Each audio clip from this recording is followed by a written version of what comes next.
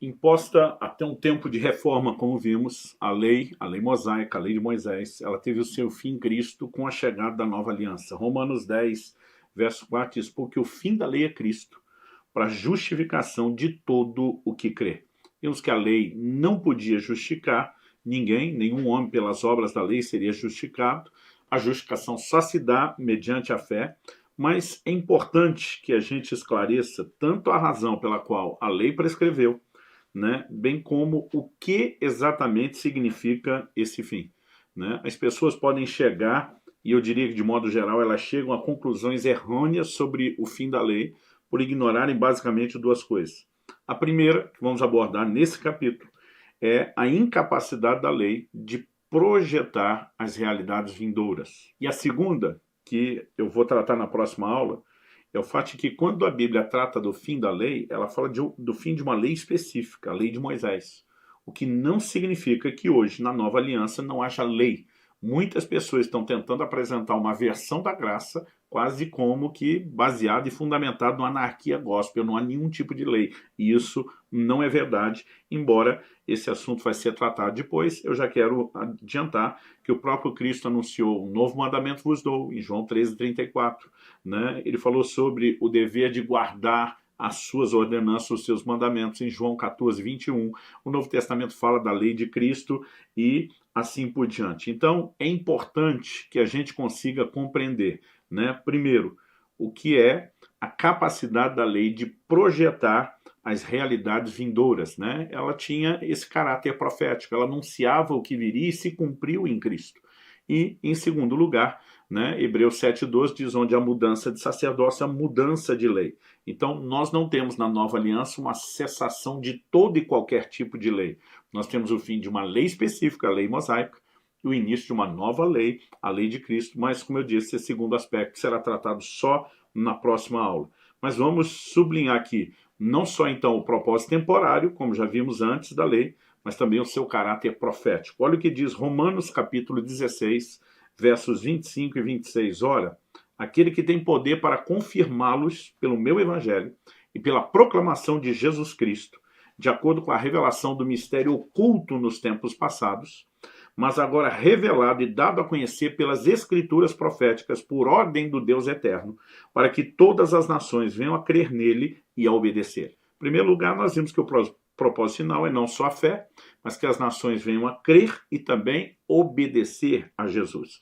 Né? Mas, como eu disse, obediência é assunto que seguiremos tratando adiante. Mas ele fala, né, que o mistério oculto nos tempos passados, que é Cristo, foi agora revelado e foi dado a conhecer pelas escrituras proféticas. As escrituras têm esse caráter profético, não apenas quando os profetas explicitamente anunciavam coisas ligadas ao futuro, mas também por meio de símbolos, de figuras, né, que têm esse caráter igualmente profético. Então, as escrituras veterotestamentárias, né, do Antigo Testamento, elas são uma coletânea, uma verdadeira coletânea de profecias acerca do Messias, de Jesus, o Redentor, né, que se mostraria ser então a solução definitiva para a humanidade, para o seu até então insolvente problema de natureza pecaminosa. E para que a gente comece, né, a entender essa declaração de que as escrituras são proféticas,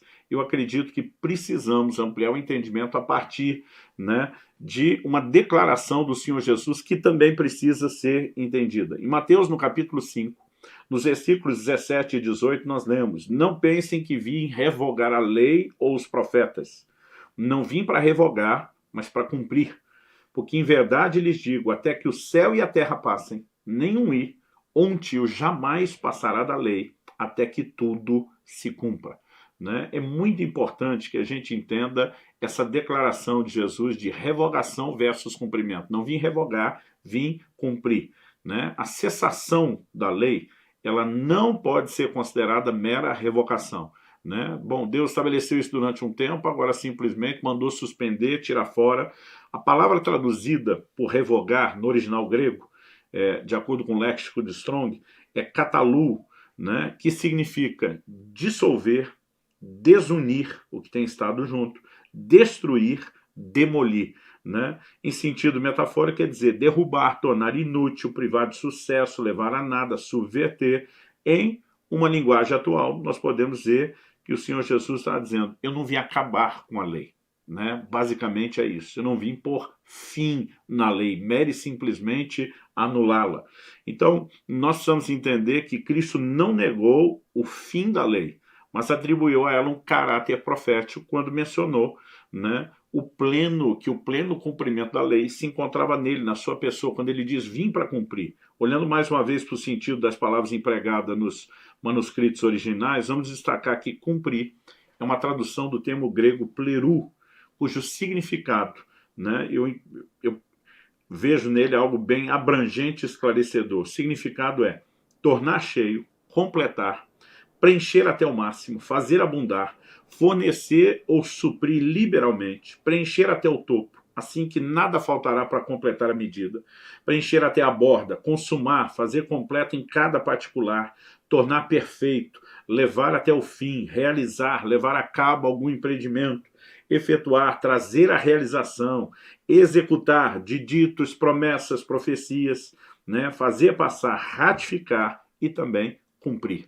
Né? Ou seja, não é um cumprir apenas no sentido de obedecer, embora Jesus, como homem também, pois nunca pecou e o pecado é a transgressão da lei, ele cumpriu toda a lei. Ele foi o único que cumpriu toda a lei e viveu plena obediência. Mas quando ele está falando, eu vim cumprir e não revogar a lei, né? Ele mostra que as escrituras do Antigo Testamento apontavam de forma figurada para a sua pessoa e a sua obra. Já citei anteriormente e repito, em João 5,39, Jesus diz aos judeus dos seus dias: vocês examinam as escrituras e são elas que testificam a respeito de mim. Né? Chamamos isso de convergência bíblica, tudo aponta para Jesus. E eu acredito que essa declaração de Cristo, eu não vim revogar, eu vim cumprir, que é a razão de Paulo dizer aos crentes de Roma, isso está lá em Romanos 3,31, que a lei não é anulada pela fé, mas que ela é confirmada pela fé. Né? Ou seja, a chegada da fé não é um mero descarte, é o cumprimento de algo que tinha caráter e conotação profética. Né? Ou seja, tudo aquilo que a lei anunciava era a vinda de Cristo. Quando Cristo chega e cumpre todas essas promessas e figuras, a lei não se torna mais necessária, né, porque cumpriu o seu elemento profético, não mere simplesmente porque foi descartado. Então, com isso em mente, eu quero que a gente possa considerar o que a Bíblia fala a respeito de sombras dos bens vindouros, né, e isso vai nos ajudar a entender essa construção. Hebreus 10:1 diz: ora, visto que a lei é apenas uma sombra dos bens vindouros, não a imagem real das coisas, nunca consegue aperfeiçoar aqueles que se aproximam de Deus com os mesmos sacrifícios que ano após ano, continuamente eles oferecem. O texto afirma que a lei foi providenciada por Deus não só para legislar e normatizar no seu tempo de vigência, mas ela indica que ela tinha uma projeção futura. Quando diz que ela não tinha imagem real das coisas, é que o propósito dela não atendia apenas ao seu tempo, mas ela era a sombra de bens vindouros, ou seja, apontava para o futuro. Isso que significa a palavra bens vindouros. Paulo usa a mesma expressão quando em Colossenses capítulo 2, versículos 16 e 17, ele diz: portanto, não permitam que ninguém os julguem pelo que vocês comem ou bebem, ou com relação a alguma festividade religiosa, ou a celebração das duas novas, ou dos dias de sábado. Essas coisas são sombras do que haveria de vir.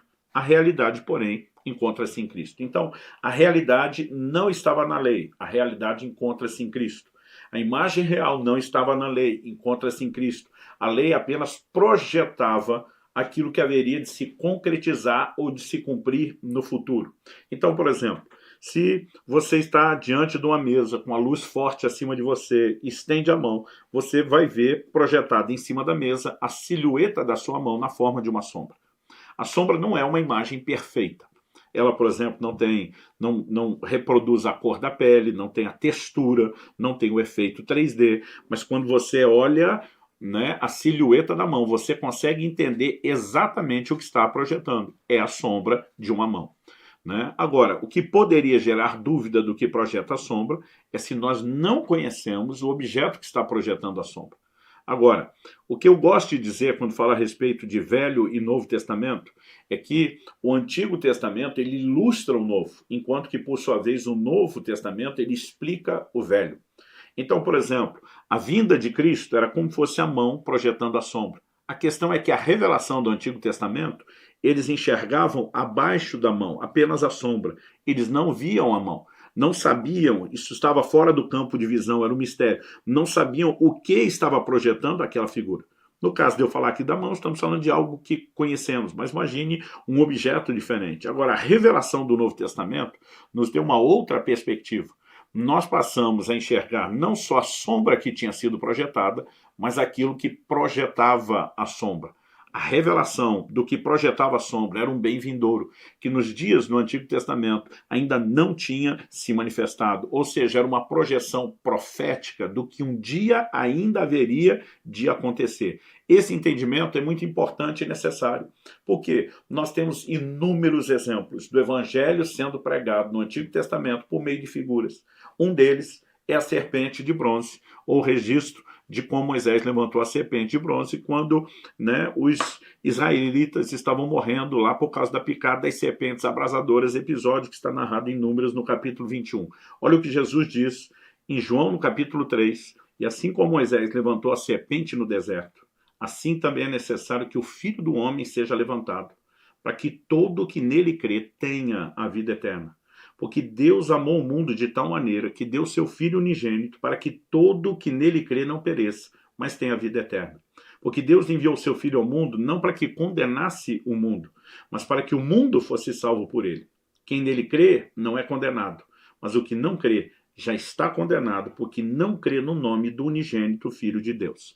Bom, Jesus indiscutivelmente está pregando a obra de salvação que ele veio trazer, né? Declarações como essa, de que Deus enviou seu Filho ao mundo, não para condenar o mundo, mas para salvar o mundo. Deixo isso muito claro e evidente. Agora ele diz, assim como, semelhantemente, igualmente, da mesma forma, da mesma maneira, como Moisés levantou a serpente no deserto, assim também é necessário que o Filho do Homem seja levantado, para que todo que nele crê tenha a vida eterna. O Senhor Jesus, indiscutivelmente, estabeleceu um paralelo entre esse episódio do livro de Números e aquilo que ele veio fazer.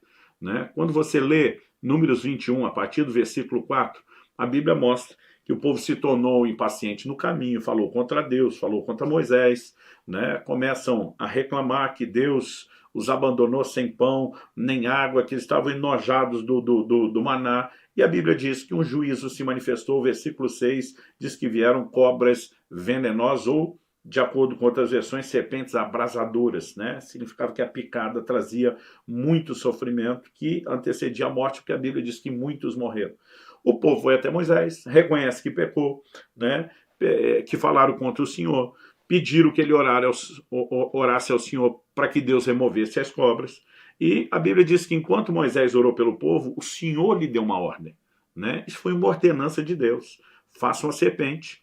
Né? Está no versículo 8 de Números 21. O Senhor disse a Moisés, faça uma serpente e coloque-a sobre uma haste. Quem for mordido e olhar para ela, viverá. Verso 9 diz, Moisés fez uma serpente de bronze e a pôs sobre uma haste. Quando alguém era mordido por alguma cobra, se olhava para a serpente de bronze, ficava curado. Né? O que é que nós entendemos a partir da declaração dessa escritura? Havia uma maldição assolando o povo, as serpentes de bronze. Uma figura da maldição foi levantada numa haste, que era a própria serpente. Né? Uma representação da maldição que assolava o povo foi levantada. Quando alguém atingido por essa maldição olhava para a figura daquela maldição levantada, né, ele era curado, ele recebia o antídoto, ele deixava de estar debaixo do efeito daquela maldição. Interessante, né, que há toda uma simbologia aqui. Por exemplo, o bronze na Bíblia normalmente está ligado a juízo. Em outras palavras, Deus estava julgando aquela maldição na figura que foi levantada na haste, para que essas pessoas pudessem então ficar ou ser inocentadas do julgamento que receberam. Você consegue entender o paralelo? Havia uma maldição que assolava a nós, toda a humanidade, que era o pecado. E Cristo foi levantado no madeiro na condição que nós estávamos e sofreu o que nós deveríamos sofrer. Né? A Bíblia diz que Deus o fez pecado por nós para que nele nós fôssemos a justiça de Deus. Aquele que nunca pecou, né, foi levantado com uma figura de pecado. Aliás, só era crucificado ladrões, bandidos, criminosos, quem estava sendo executado por algo que fez. E Cristo nunca fez nada para merecer a morte, mas ele estava sendo julgado em nosso lugar. Agora, se alguém fosse picado pela serpente abrasadora e não olhasse para a serpente de bronze, ele iria morrer. Mas se olhasse, era curado. O que significa esse olhar? Um reconhecimento de que se o meu julgamento já caiu em outra pessoa, se alguém ou algo em meu lugar foi julgado, eu não tenho a necessidade de sofrer. Jesus está dizendo, da mesma maneira, o Filho do Homem será levantado. Né? É por isso que a Bíblia diz, para que todo aquele que nele crer não pereça. Assim como quem olhava para aquela haste e não olhava por acidente, não olhava apenas porque ela estava no caminho, com certeza isso foi comunicado a todo o povo. Então, uma mensagem foi pregada. Quando alguém correspondia em fé à mensagem e olhava, ele recebia o benefício que provinha daquilo. Mas se não olhasse, pereceria. Então a Bíblia está dizendo, quem crer, isso define o que é crer em Jesus, não é apenas crer que ele existe, é crer no que ele fez por nós. Quem olha para o Cristo levantado na cruz, reconhece que ele foi julgado no nosso lugar, fica isento de sofrer a maldição do pecado. Mas aquele que deixa de reconhecer o que Cristo fez, assim como no Antigo Testamento outros pereciam da serpente, essa pessoa em pecado não poderá ser inocentada da sua condenação inevitável por não reconhecer o que Cristo fez. O que é que nós temos aqui? Um paralelo, né? O que nós temos? Uma figura profética da lei, né? O evangelho estava sendo pregado nessa serpente que foi levantada. Por exemplo, quando o apóstolo Paulo diz em 1 Coríntios, no capítulo 5 e no versículo 7, que Cristo é o nosso Cordeiro Pascal, ele está dizendo que Cristo está para nós como o Cordeiro da Páscoa estava para aquelas pessoas que saíram do Egito, aquela primeira geração dos israelitas que saíram do Egito. E nós precisamos entender o paralelo. Eles estavam escravos debaixo de um tirano, né, que os oprimia, né, que fazia com que eles de fato vivessem nessa condição de escravidão. Deus os tira de lá na ocasião da morte do Cordeiro da Páscoa, com um único propósito, fazer deles agora o seu povo, ou seja, eles não só são livres de quem os escravizava, mas agora passam a ser povo de Deus. Em Êxodo, no capítulo 19, nos versos 5 e 6, a Bíblia diz que depois de saírem do Egito, quando eu chego no Sinai, Deus faz declarações sobre ele, dizendo que eles seriam a sua propriedade peculiar dentre todos os povos. Quando você olha o paralelo, né, do Novo Testamento, nós também, de acordo com Colossenses capítulo 1, fomos arrancados do império das trevas. Também tínhamos um tirano que nos escravizava. Não se tratava de um faraó, de uma escravidão natural, mas Satanás fazia isso numa dimensão espiritual. Né? Agora, quando eles foram livres da escravidão? Quando o Cordeiro da Páscoa foi imolado. Como e quando eu e você pudemos ser livres? Quando Cristo, o nosso Cordeiro Pascal, foi imolado. Né? Quando o seu sangue é derramado, assim como aqueles hebreus tiveram que pegar do sangue do Cordeiro imolado e colocar nos umbrais das portas, o que fala de uma apropriação pessoal pela fé do benefício do sacrifício daquele animal. Eu e você, quando nos apropriamos pela fé daquilo que Cristo fez por nós, também recebemos libertação de quem nos escravizava. Quando eles chegam diante do Sinai, qual a declaração que Deus faz sobre eles? A mesma que faz sobre nós depois da conversão. Em 1 de Pedro, no capítulo 2, no versículo 9, nós temos a exata reprodução das palavras de Êxodo 19, 5 e 6, que foram ditas aos hebreus depois da primeira Páscoa. Vós sois a nação santa, a geração eleita, o sacerdócio real, o povo de propriedade exclusiva de Deus. O que é que nós temos? Um paralelo, né? Ou seja, com todo aquele ato de libertação, tirando o Israel do Egito no seu êxodo, né, em direção à terra prometida, nós temos ali uma das maiores figuras de redenção no Velho Testamento, que fala a respeito da nossa salvação. Tudo isso apontava em figura para aquilo que Cristo haveria de fazer. Quando João Batista aponta o dedo para Jesus e diz, esse é o Cordeiro de Deus que tira o pecado do mundo, ele está fazendo uma clara relação entre os animais que eram sacrificados no Antigo Testamento para remoção, né, ou no caso, na época, apenas a cobertura de pecados, e aquilo que Cristo veio fazer por nós. Nós não podemos negar em absoluto, né, que existem inúmeras e recorrentes figuras que apontam com esse caráter profético. Não era apenas as profecias que falavam a respeito do Cristo que viria, que sofreria. Nós temos, obviamente, profecias são explícitas, como Isaías 53, verdadeiramente ele levou sobre si as nossas iniquidades, né? Deus fez cair sobre ele as nossas enfermidades, pelas suas feridas somos sarados, todos nós andávamos desgarrados como ovelhas, mas Deus fez cair sobre ele a iniquidade de nós todos. Existiam muitas profecias explícitas, mas nós temos também, ao longo de todo o Velho Testamento, muita profecia implícita, né? Subjetiva, simbólica, né? Nós precisamos compreender que isso, na verdade, se trata do que nós podemos chamar de sombras dos bens vindouros. Podemos acrescentar a essa lista a simbologia profética, por exemplo, dos dois filhos de Abraão, que Paulo,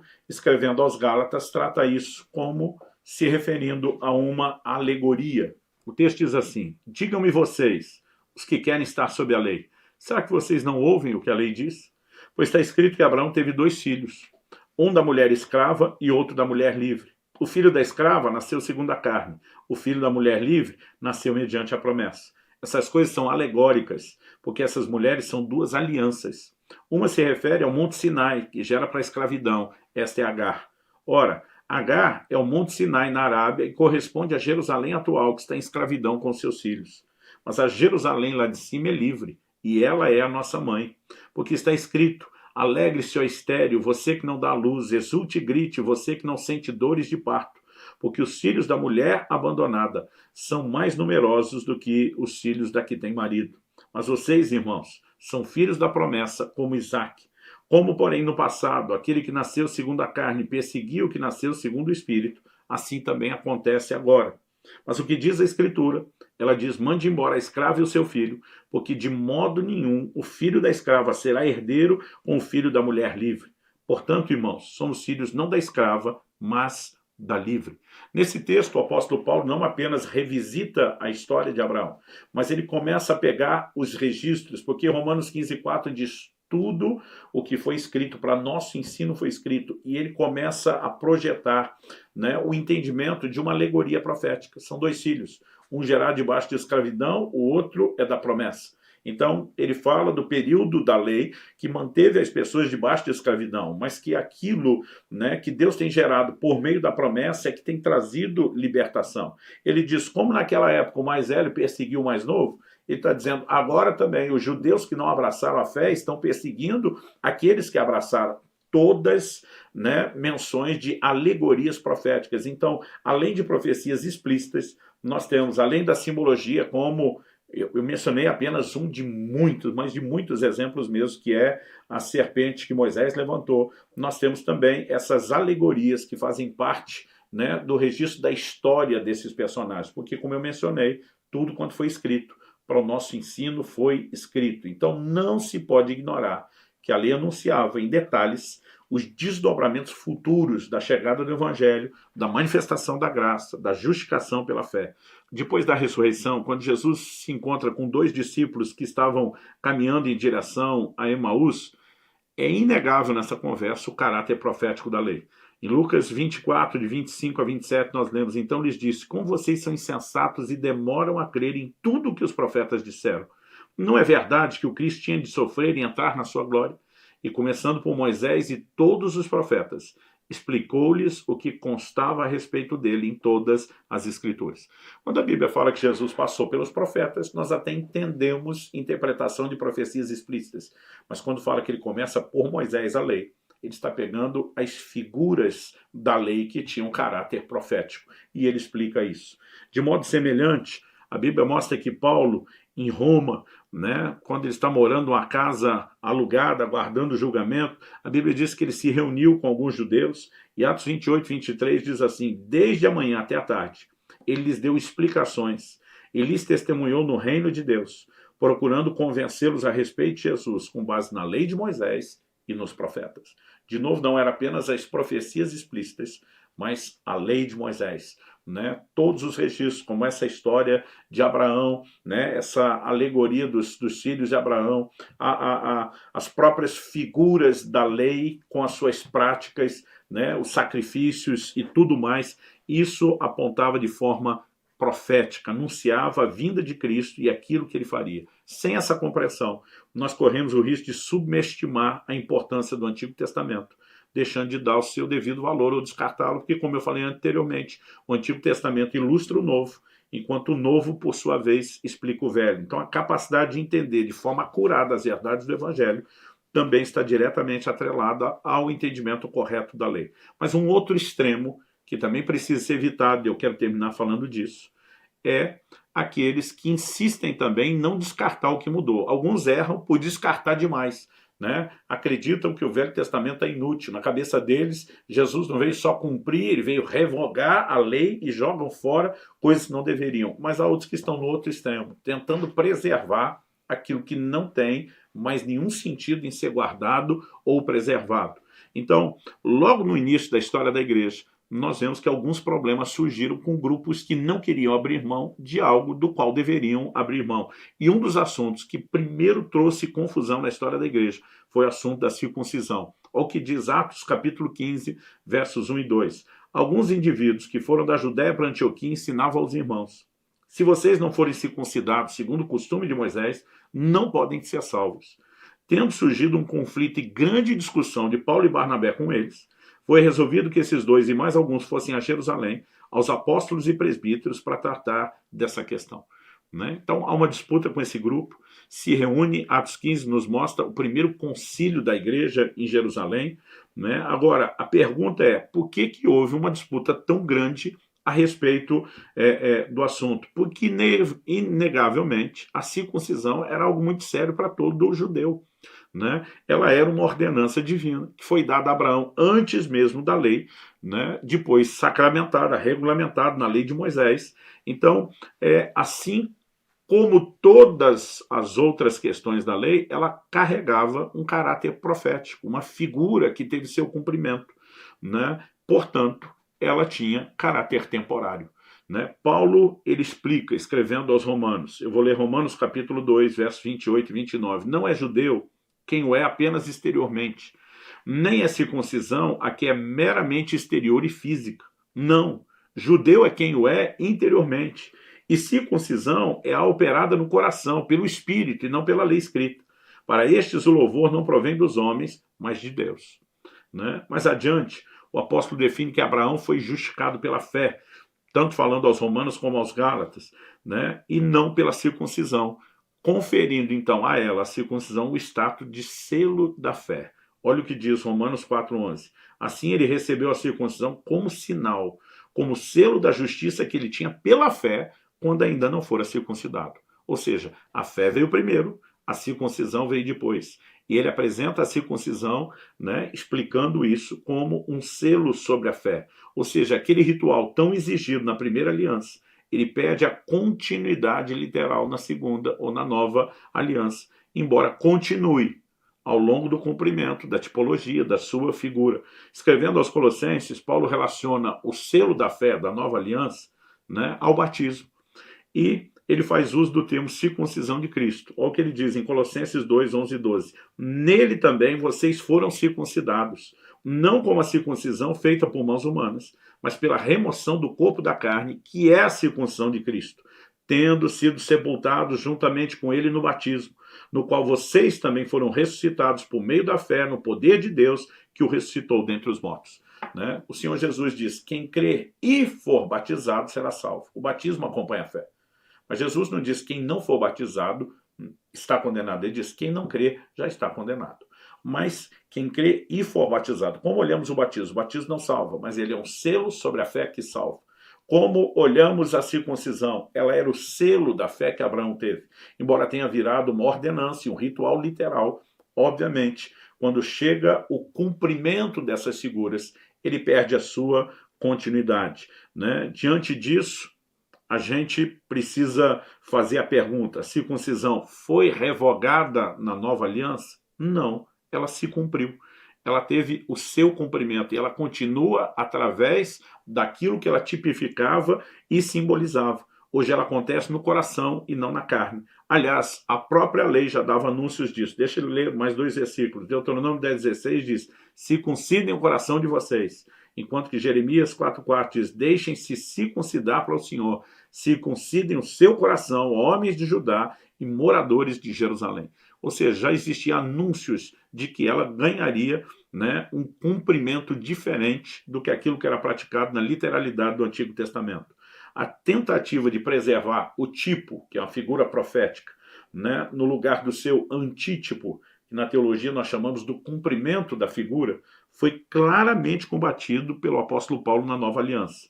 Vou ler outros 2 versículos de Gálatas. Gálatas 5:2. Caso se deixem circuncidar, Cristo de nada lhe servirá. Né? O recado foi bem dado. Em Gálatas 6:15 ele diz: de nada vale ser circuncidado ou não. O que importa é ser uma nova criação. Estou mexendo nisso porque, enquanto alguns vão para o extremo, né, de descartar figuras que não foram revogadas, apenas tiveram o seu cumprimento, e já não leem o Velho Testamento, já não dão atenção, né, a assuntos que são importantes para compreender o que é que Cristo veio fazer, né, que ilustram, que ampliam aquilo que o Novo Testamento de forma explícita declara, nós temos o erro de outros, né, que simplesmente tentam preservar de uma forma impositiva, eu chamaria judaizante, a vida dos cristãos da Nova Aliança com coisas desnecessárias. Um desses exemplos, por exemplo, é a guarda do sábado. Né? Embora seja parte de um dos 10 mandamentos, nós precisamos de fato compreender que no Novo Testamento não há uma única sustentação sequer sobre a guarda do sábado, como nós temos justamente o oposto. Em Colossenses 2, Paulo diz: ninguém vos julgue por causa de dia de festa, de lua nova ou de sábado. Se o sábado fosse um mandamento inquestionável, como que ninguém seria julgado por observar ou não observar? Ele diz: essas coisas são sombras de bens vindouros. Em outras palavras, ele está dizendo: já tiveram o seu cumprimento. Paulo escreve aos Romanos e diz: um faz diferença entre dia e dia, o outro julga igual todos os dias. Para um judeu debaixo da velha aliança, os dias não poderiam ser considerados todos iguais. Paulo diz: esse camarada não deve julgar o outro, nem o outro deve julgar esse. Se é um mandamento, né, que se sustenta, porque alguns grupos, como por exemplo os adventistas, dizem que o fim da lei a Cristo é só lei cerimonial, mas não os 10 mandamentos. Uma vez uma pessoa me falou: me tiraram da idolatria usando os 10 mandamentos, e agora quando eu falo de guardar o sábado, vão contra mim dizendo que passou. Eu falei: olha, eu não sei como foi que pregaram para você, mas o Novo Testamento sustenta de maneira clara, explícita e direta o não envolvimento com a idolatria, independente dos 10 mandamentos. Então, é claro que tudo aquilo que o Novo Testamento sustenta a prática literal, nós vamos continuar fazendo. O que ele interpreta como sombra e como figura, não. Né? Agora, isso também tem o seu valor simbólico e profético, assim como, por exemplo, a oferta de incenso. No Velho Testamento, a oferta de incenso é apresentada como estatuto perpétuo, ou seja, Deus está dizendo: nunca vai terminar. Mas desde o ano 70 depois de Cristo, quando Tito, general romano, destruiu Jerusalém, nunca mais se apresentou a oferta do incenso, não nos moldes como foi determinado e no templo como deveria, obviamente, ter sido feito. Como que nós lidamos com isso? O livro do Apocalipse diz que o incenso são as orações dos santos. Ou seja, aquilo que nós temos na velha aliança é uma sombra que teve um cumprimento da sua figura, o seu tipo teve o seu antítipo, o seu cumprimento na nova aliança. Aqui na nova aliança, as orações dos santos são a oferta de incenso. Né? E aqui eu e você precisamos entender algo. A própria lei já dava sinais como da circuncisão do coração. No Salmo 141, né, o salmista diz: suba a ti a minha oração como incenso. A ênfase no Novo Testamento de quando o anjo de Deus aparece para Zacarias, o pai de João Batista, é que isso aconteceu no momento de oferecer um incenso, quando todo o povo estava orando, e ele aparece para dizer: tua oração foi ouvida. As conexões entre oração e oferta de incenso vão sendo preparadas antes da consumação, da revelação de que de fato era aquilo que tipificava. Ou seja, nós não temos que praticar a oferta de incenso de forma literal, mas quando oramos, estamos sustentando isso. Então a oferta de incenso foi revogada? Não. Teve o seu cumprimento na oração, e por meio da oração ela continua. A grande diferença entre o que Cristo fala: eu não vim revogar, mas cumprir, não significa que não há mais necessidade, mas isso se cumpre agora num outro formato. Né? Então, essa é a razão pela qual não sacrificamos mais animais. Essa é a razão pela qual não nos preocupamos com todos os detalhes e preceitos da lei, porque precisamos compreender, entender, né, aquilo que tem caráter profético, que se cumpriu em Cristo, e quais são as ordenanças do Novo Testamento a respeito disso. não significa que tudo que está lá não será feito. No Velho Testamento havia cuidado com os pobres, no Novo Testamento também tem cuidado com os pobres. Ou seja, a Bíblia trata uma continuidade literal e não apenas uma interpretação de um simbolismo, de uma figura profética que se cumpriu, né? Então é muito importante que a gente tenha esse olhar, tenha esse cuidado e que a gente possa compreender, portanto, o caráter profético da lei. Ou seja, mesmo entendendo que o fim da lei é Cristo, precisamos entender isso não na percepção de revogação, jogue tudo fora, mas sim na percepção de cumprimento, né? Aquilo que foi prometido se cumpriu agora. Bom, no início da aula eu disse que muitas vezes erramos por não entender duas coisas. A primeira, né, diz respeito justamente à capacidade da lei de projetar as sombras vindouras, que foi o assunto da aula. A segunda, como eu disse logo no início dessa, trataria só na próxima aula, diz respeito ao fato de que quando a Bíblia fala do fim da lei, está falando de uma lei específica que foi substituída por outra. Então, o assunto da nossa próxima aula é agora, né, uma forma de tratarmos com esse erro, de evitarmos esse erro. E nós vamos falar a respeito de mudança de lei.